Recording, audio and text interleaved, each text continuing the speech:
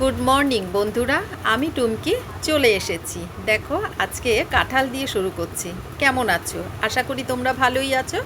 আর দেখো, এটা কিন্তু আমাদের গাছের কাঁঠাল, নুন দিয়ে রেখেছি, তাহলে ভালো করে মজে উঠবে।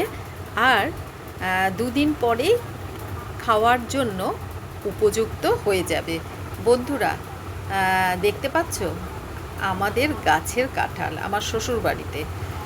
আর একটা সময় না প্রচুর সজনে ডাঁটাও হতো, আর সজনে ডাঁটাতে ভীষণভাবে মানে কি বলবো, আর পুরো শুঁয়োপোকা হতো, আর তার জন্য কেটে দেওয়া হয়েছে।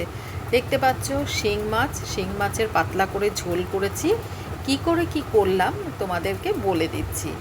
জিরে বাটা, আদা বাটা, কাঁচা লঙ্কা বাটা একসাথে দিয়ে, আর টমেটোটা দিয়েছি।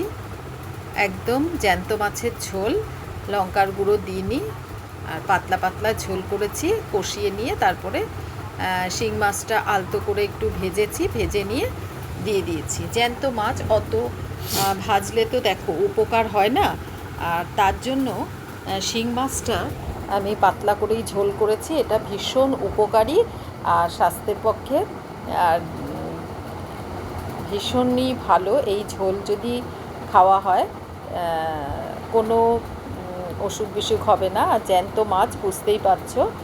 আর দেখো,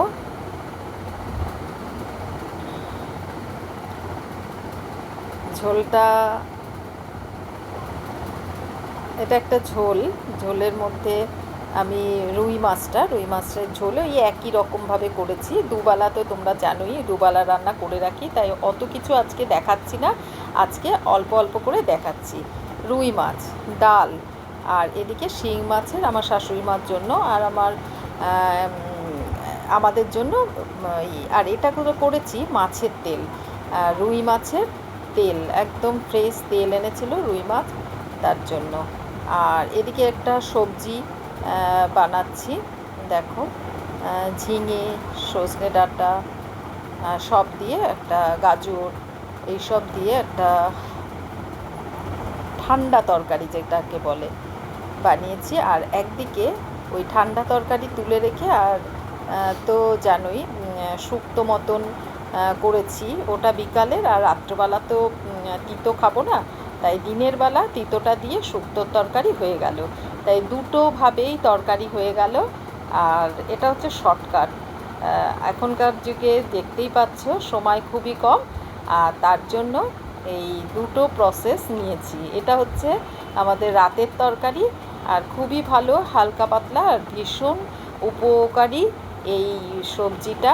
আর এটা হচ্ছে শুক্তো, সজনে ডাঁটা আর সব দিয়ে একই রকমভাবে তরকারিটা করেছে, কিন্তু উচ্ছেটা ভেজে আমি আলাদা তুলে রেখেছিলাম।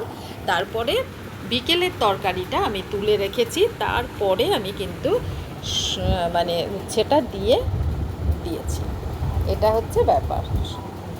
আদা দিয়েছি, তারপরে সজনে ডাঁটা, আর এগুলো আদা আর মশলার মধ্যে কিছুই না, একটু রাঁধুনি ফোড়ন দিয়েছি, আর নুন, হলুদ, আর অল্প একটু পোস্ত বেটে নামানোর আগে দিয়েছি। তরকারিটা আগে তুলে রেখেছিলাম, তারপরে দিয়েছি উচ্ছে ভাজাটা।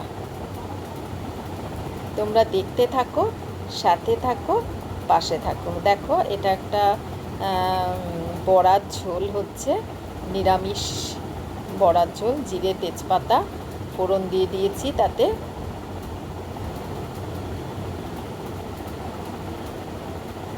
আজকে সব মিলিয়ে মিশিয়ে দিচ্ছি। মিলিয়ে মিশিয়ে বলতে রোজের রান্না, দুবেলার রান্না, একটু মিষ্টিও দিয়ে দিলাম। মিষ্টি বলতে এটা হচ্ছে একটু গুড় দিয়ে দিলাম। আর মশলাটাকে ভালো করে কষিয়ে নিচ্ছি। অল্প একটু হলুদ গুঁড়ো, অল্প একটু মানে 1 চিমটি মতন, তোমরা দেখতেই পাচ্ছ, লঙ্কার গুঁড়ো আর গোলমরিচের গুঁড়ো দিয়ে ভালো করে কষিয়ে নিচ্ছি। দেখো, তেল ছেড়ে এসছে, আর কাঁচা ভাবটাও চলে গেছে। এরকমভাবে রান্না করলে বেশ স্বাদও হয়। আর আলুগুলোও দিয়ে দিলাম।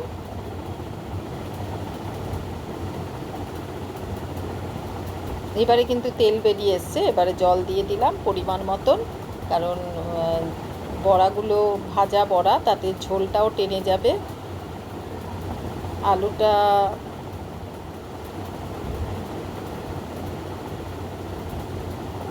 মানে আরেকটু সেদ্ধ হবে। দেখো বড়াগুলো ভেজে রেখে দিয়েছিলাম।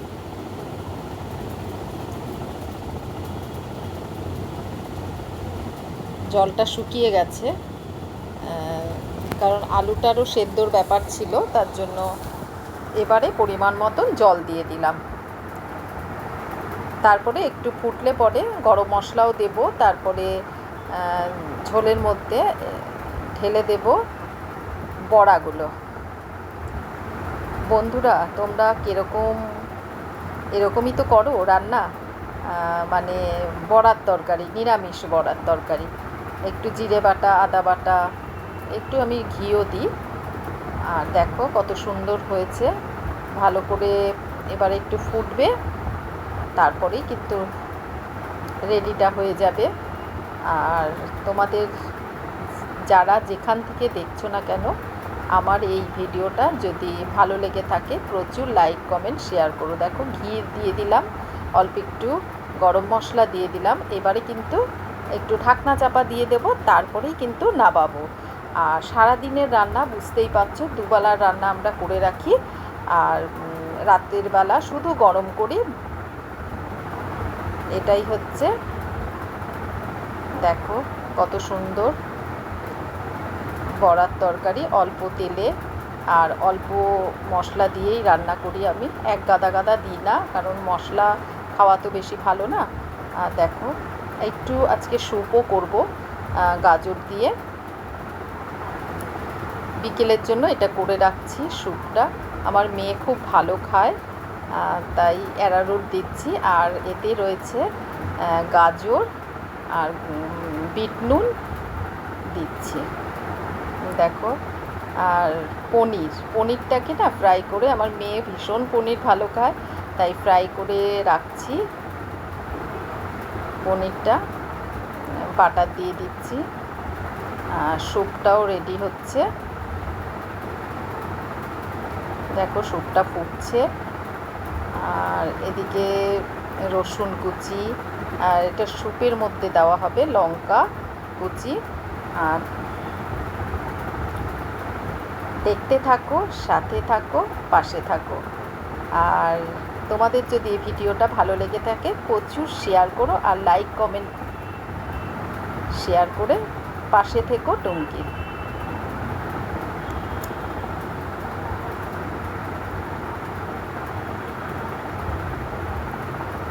দেখো রসুন কুচি ভালো করে দিয়ে দিলাম। এবারে এটা না একটু বিকেলের টিফিনের জন্য রেডি হচ্ছে স্যুপটা। তোমরা ভালো থেকো, সুস্থ থেকো।